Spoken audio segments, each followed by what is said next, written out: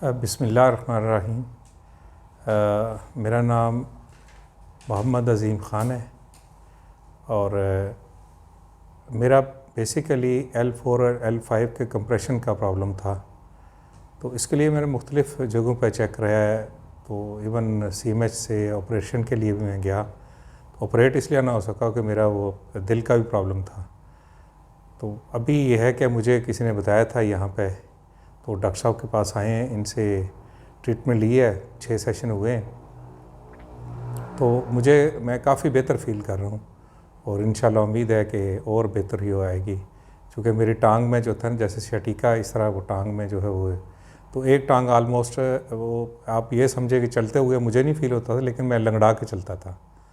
तो अभी ये है कि उससे थोड़ा सा बेहतर हुआ है, लेकिन अभी चूँकि परहेज़ करेंगे तो फिर ही उसके बाद जो है वो जो मिलेगा, जैसे कहते हैं परहेज़ इलाज से बेहतर है। Thank you.